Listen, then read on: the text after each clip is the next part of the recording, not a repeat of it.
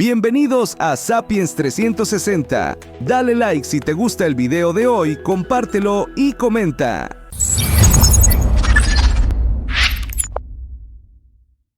La mujer que odiaba a los niños.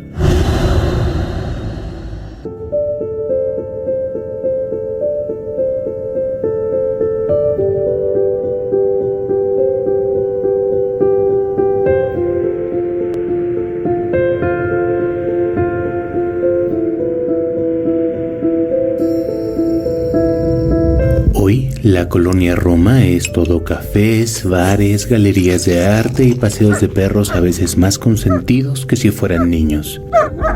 Pero a finales de los años 30, una historia cimbró la zona y a las clases altas que vivían en ella, pero que siempre tienen un lado oscuro que ocultar. Por 1910, en el ocaso del porfirismo, llegó a vivir a la Ciudad de México una mujer originaria de Cerro Azul, Veracruz, llamada Felicitas Sánchez Aguillón. No hacía honor a su nombre. Felicitas era todo menos feliz. Recién graduada de enfermería y recién separada de su primer marido, un matrimonio que acabó porque ella decidió vender a sus hijas.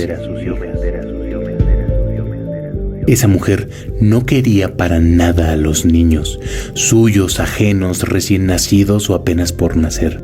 Su odio era tan grande que lo sacó de muchas formas a lo largo de 3 décadas.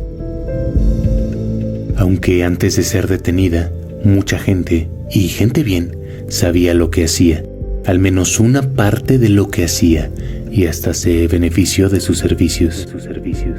Decíamos que Felicitas se había capacitado como enfermera en su natal Veracruz y, paradojas de la vida, aunque odiaba a los niños, empezó a trabajar como partera. Sí, aprendió a traer bebés al mundo y también aprendió a evitar que llegaran. Porque el aborto, como la prostitución, ha existido desde siempre, buscado por señoritas que no deberían ser madres en esos momentos, por señores que no quieren ser padres con la persona con la que se metieron, o simplemente por quienes en su pobreza no pueden darse el lujo de traer al mundo a alguien más.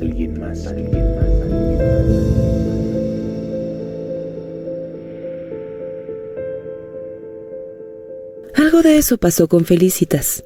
Probablemente ella misma fue una niña no deseada. Nació a principios de la década de 1890. Su madre era una mujer dura, con mucho y muy mal carácter. Una personalidad que la propia Felicitas heredó. Por eso chocaban constantemente. La madre la maltrataba y la rechazaba. Se diría que la odiaba. Así que aquella hija desarrolló a su vez un rechazo a la maternidad. Un odio a esa infancia de violencia que convirtió en un odio hacia todos los niños, como si deseara que ninguno viniera a este mundo a sufrir lo mismo que ella. Y si llegaban, entonces tenían que sufrirlo también.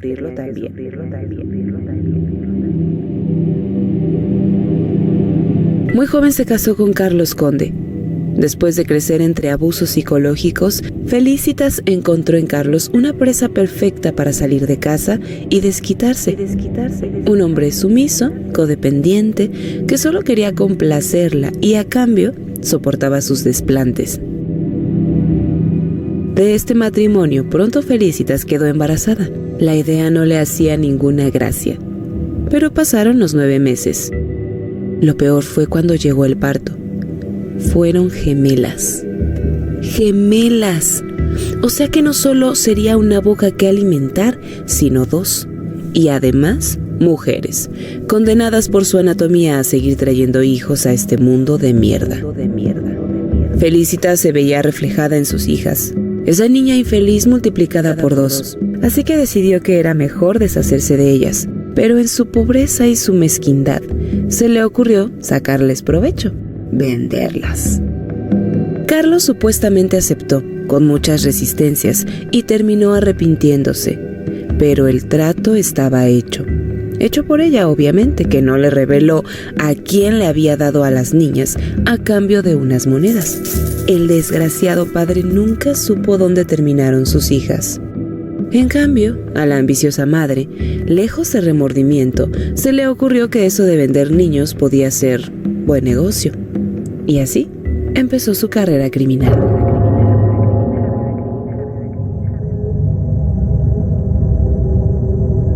En la Ciudad de México llegó primero a vivir a la colonia Tacubaya, una zona popular hasta nuestros días, donde se dedicó a dar servicio como partera, al principio.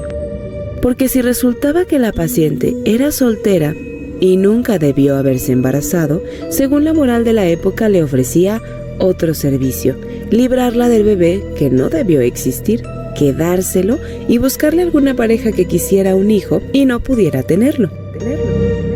No sonaba tan mal, nada que no se haya hecho por los siglos de los siglos, aunque claro que Felicitas no era un alma de la caridad y no les buscaba un hogar por pura generosidad.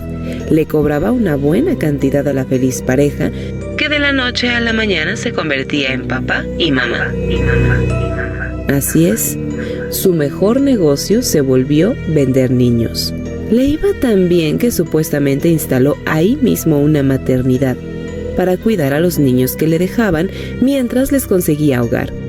Lo que no le contaba a esas muchachas en aprietos que abandonaban a sus bebés es que si no les encontraba familia en unos días, los dejaba morir.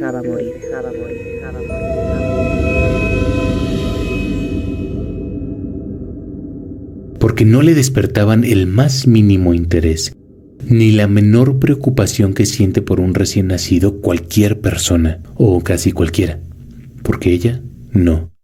Dicen que en los alrededores de Tacubaya la veían cargando bultos que tiraba al basurero o a las cañadas de por ahí, bultos que eran pequeños restos humanos.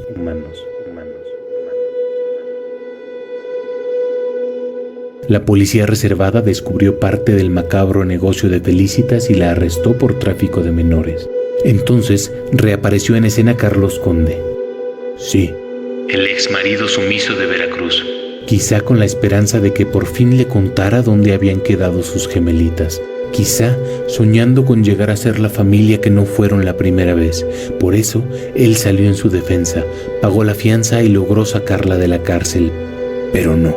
No hubo reconciliación amorosa, ni familia feliz, ni gemelitas. Felicitas salió como si nada, lista para emprender nuevamente su mortal negocio. Entonces se mudó a la colonia Roma, a Cerrada de Salamanca, una colonia un poco más hacia el centro, de mejor nivel, con bonitas construcciones neocoloniales, algunas de las cuales sobreviven hasta la fecha.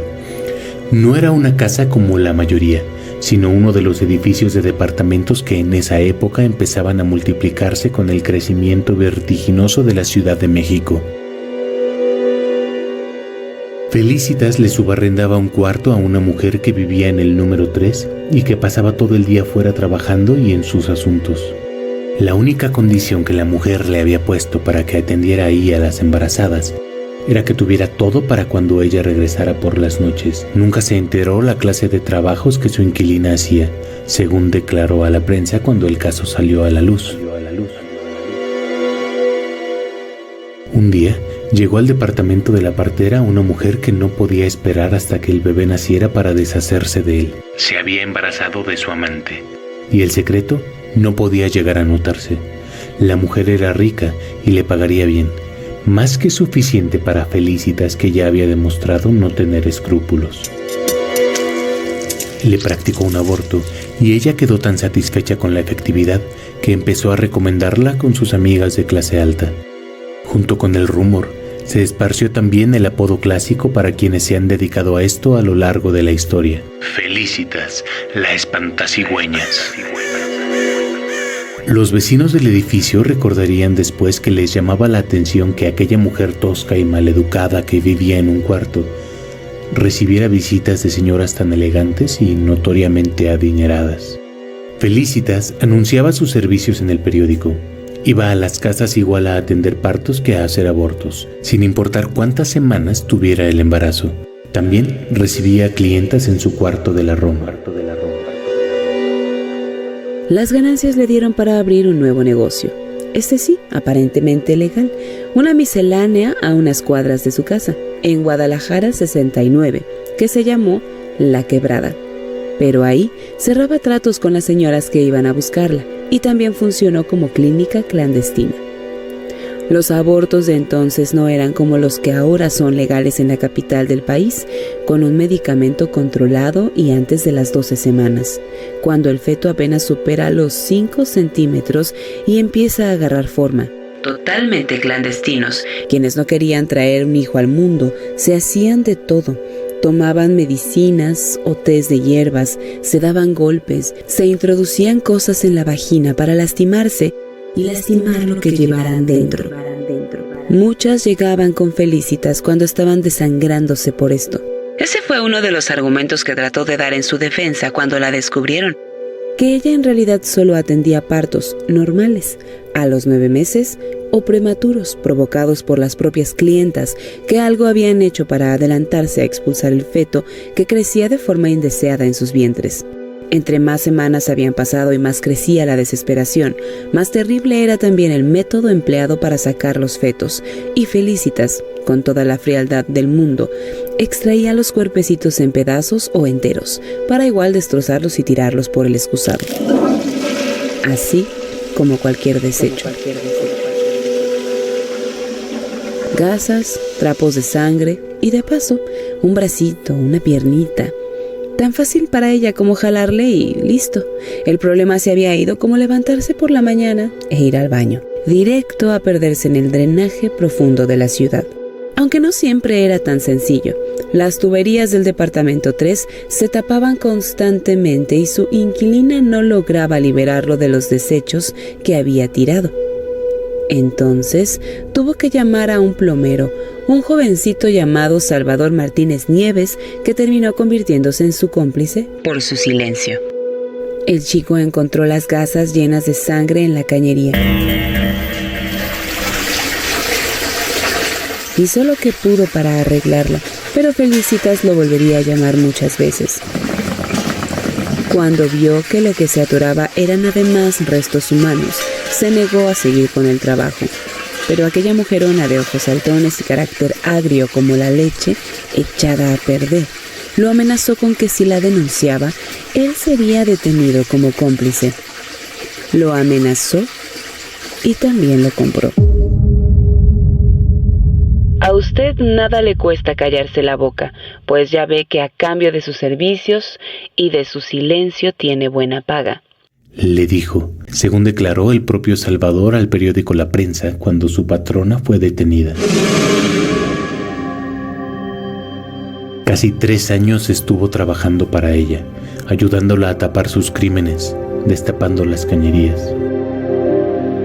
Esa no era la única manera en la que se deshacía de los bebés, porque la partera de la muerte también los sacaba vivos si tenían suficientes semanas de gestación. Apenas con un latido, apenas un primer respiro, y entonces los mataba a sangre fría. Los que llegaron a enterarse de lo que hacía, dijeron que lo disfrutaba. Y es que el odio de Felicitas por los niños había ido aumentando con el tiempo. Crecía su desinterés por ellos y la crueldad. Cada vez menos pudor, si es que alguna vez lo tuvo. Las crónicas de la época contaron los detalles más escabrosos, que a los bebés los asfixiaba, a veces con un alambre, que los destazaba, que cortaba sus miembros con tijeras y cuchillos de cocina, que a veces los rociaba con gasolina y les prendía fuego.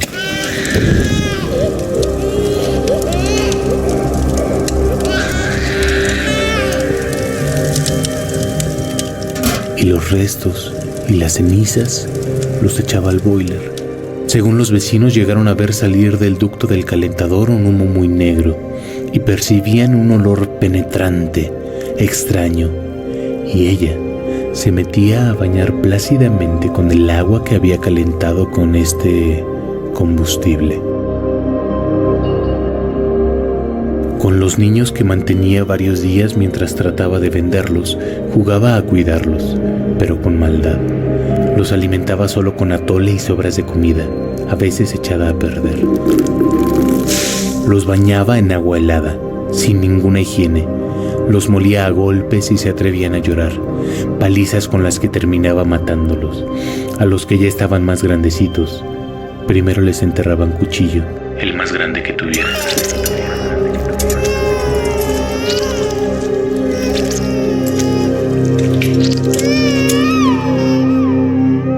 Su crueldad fue creciendo. Después de un tiempo ya ni siquiera los mataba antes de desmembrarlos. Empezó a hacerlo cuando todavía estaban vivos. Una pierna, otra, un brazo, el siguiente. Disfrutaba sacándoles los ojos y las vísceras para alimentar a su perro, y los decapitaba. Por eso se ganó después el apodo, La descuartizadora de la Roma. Esos pedazos de niños, demasiado grandes como para ocultarlos o desintegrarlos, los tiraba en bolsas de basura por ahí.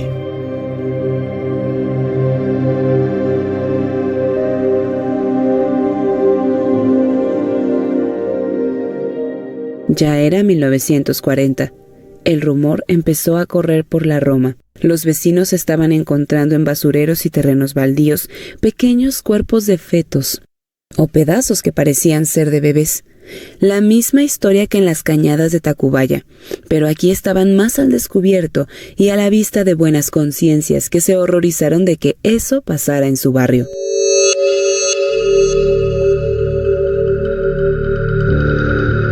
No lo hizo sola. Además del plomero, tuvo otros cómplices que la ayudaron a deshacerse de los cadáveres. Una de ellas fue Isabel Baños, la chata, su sirvienta, junto con su novio Fernando Domínguez, que subía a su coche los bultos y los arrojaba a la calle o a terrenos baldíos sin siquiera detenerse. ¿Cómo pudo hacer estas salvajadas durante tantos años? Con amenazas, pagando el silencio de quienes se enteraron y hasta la ayudaron en sus atrocidades, y como siempre, con la corrupción de las autoridades.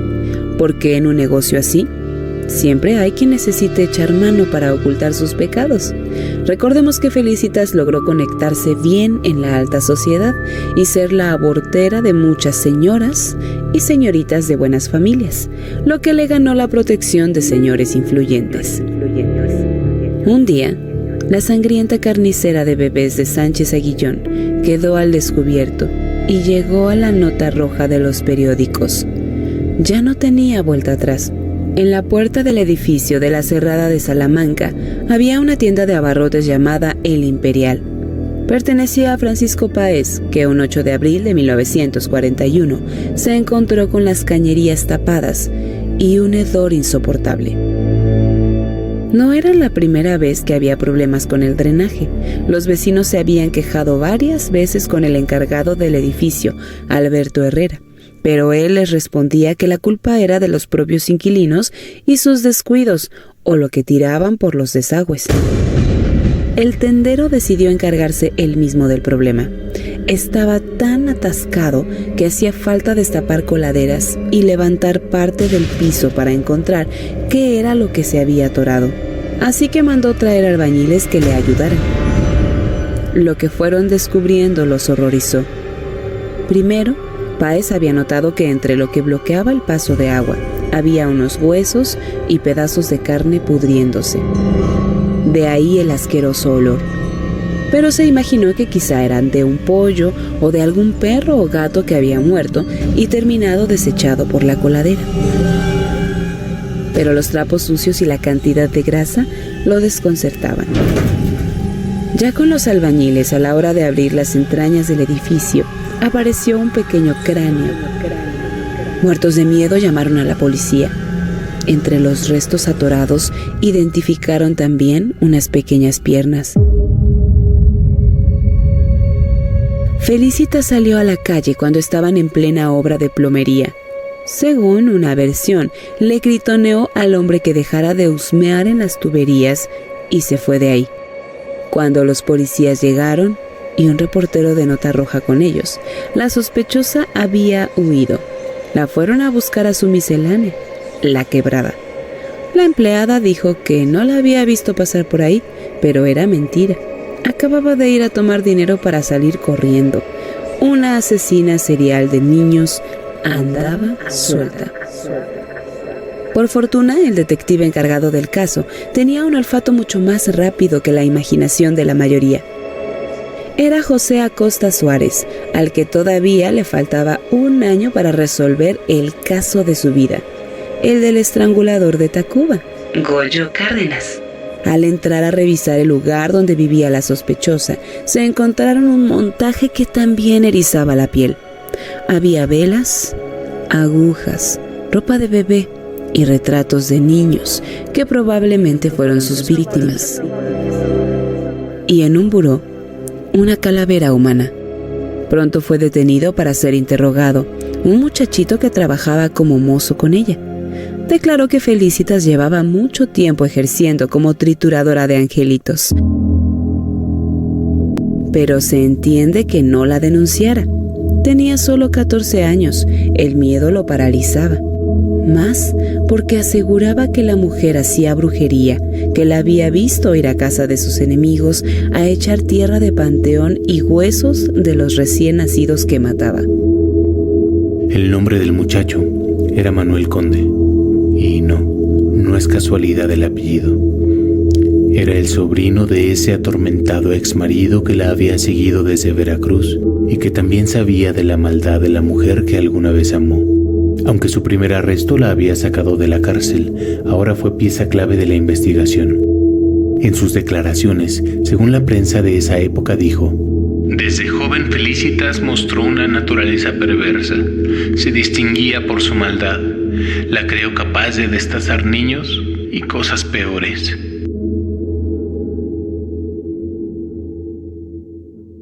El detective Acosta Suárez fue jalando las hebras del hilo. Le bastó preguntar un poco, sacarle información a todo mundo. Todos esos que decían que no sabían nada, pero algo sabían. Y fue desentrañando la historia. 3 días después, tenía el dato clave para atraparla. Felicitas tenía un amante, Beto Sánchez, que vivía en la calle de Bélgica, en la colonia Buenos Aires. La partera había llegado a casa de Beto el martes, con un humor de perros, peor que de costumbre, diciéndole que se tenían que ir de ahí. ¿Cómo que de ahí? ¿A dónde? De esa ciudad a donde fuera. Después de pensarlo un poco, decidió volver a Veracruz, aunque tuviera que volver a verle la cara a su pasado. Ahí tendría donde resguardarse y desaparecer para que no la encontraran. Pensaban partir el viernes, pero cuando iban de salida a subirse a un coche, la policía los acorraló. Felicitas, a partir de entonces conocida también como la ogresa de la Roma, fue detenida. Descuartizadora de pequeñuelos en la colonia Roma. Horripilante relato de un muchachillo sobre las actividades de esa mujer y sus chacales.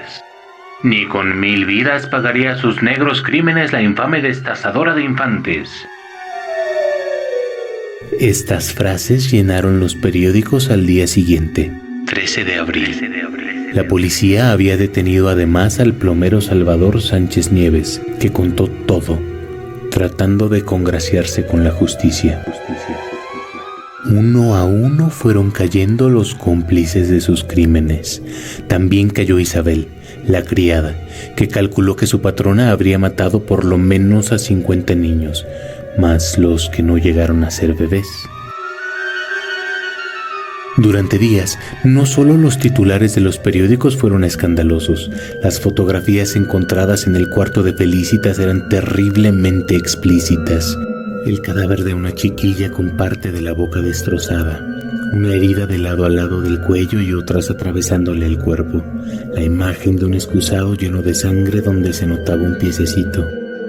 También la foto de la descuartizadora asustaba solo de verla, con una papada algo colgada, una nariz afilada que desentonaba con el resto de rasgos abotargados, las cejas delgadas y rectas como si se las hubieran dibujado en la cara ya hecha, y ningún signo de tristeza o de algún otro sentimiento. Los periodistas entrevistaban a los vecinos que cada día podían describirla aún más horrible que el día anterior. Parece bruja, con los ojos saltones, gorda, fea, más bien repugnante, dijo uno, y el morbo no paraba ahí.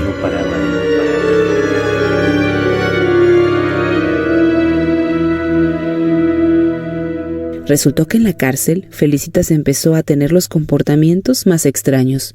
La recluyeron en una celda separada de las demás presas por considerarla altamente peligrosa. Pero en lugar de violenta, empezó a actuar como una niñita desamparada. Lloraba las noches enteras, temblaba, rodaba por el suelo, saltaba y actuaba como si estuviera peleando con monstruos imaginarios.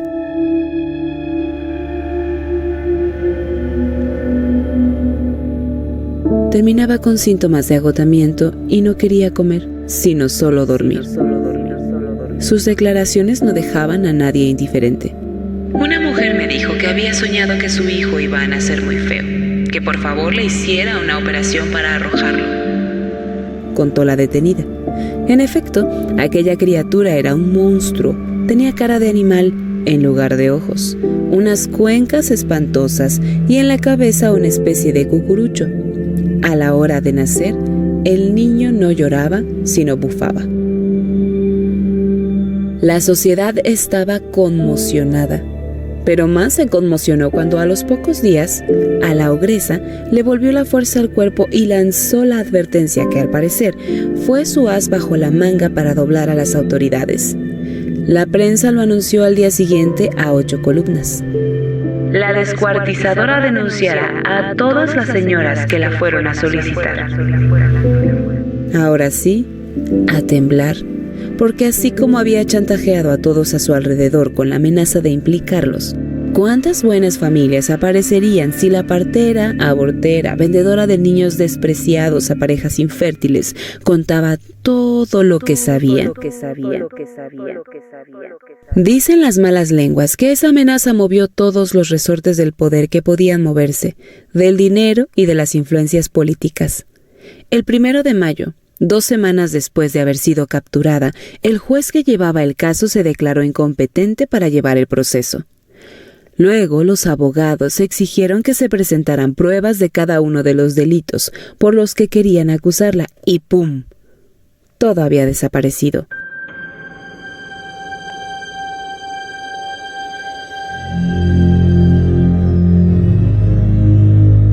Retomó el caso el juez Clemente Castellanos, pero solo le dictó formal prisión por el delito de inhumación ilegal de restos humanos, sin fijarse mucho en de dónde salían esos restos, ¿verdad? Así que el 10 de mayo, Día de las Madres, se le fijó una fianza de 600 pesos. 600 pesos, que hoy serían algo así como 52,000. Barato para todos sus años de crueldad contra quienes menos podían defenderse, ¿no? Pagó su fianza y la ogresa, la descuartizadora, la trituradora de angelitos salió de la cárcel.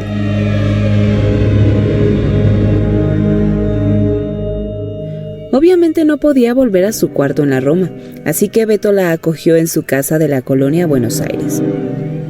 Tampoco sería fácil retomar el negocio, con su cara reproducida 1000 veces en los periódicos y el repudio de quienes la conocieron, la ayudaron, la recomendaron o acudieron a ella alguna vez. Felicitas, la mujer que nunca fue feliz, ya no se recuperó de la humillación pública y de la traición de su primer marido. No podía dormir en las noches. La madrugada de insomnio del 16 de junio, un mes después de salir libre, se paró de la cama y se fue a la cocina. Tomó papel, lápiz y escribió 3 cartas. Después se tomó un frasco entero de un somnífero llamado Nembutal y esperó. Sin dolor, sin sangre, sin los cuchillos y los alambres que ella usó para matar a tantos bebés, se mató. Beto descubrió su cuerpo inerte tirado en la cocina y las cartas que dejó. Una a un abogado donde se lamentaba de que don Carlos, el ex esposo, finalmente le había ganado. La segunda a otro abogado, al que le hablaba del traspaso de una propiedad. Y la última a su última pareja. Pero no con palabras cariñosas, sino para dejarle instrucciones de esa misma propiedad. Así se despidió del mundo, sin el más mínimo sentimiento. ¡Hasta la próxima!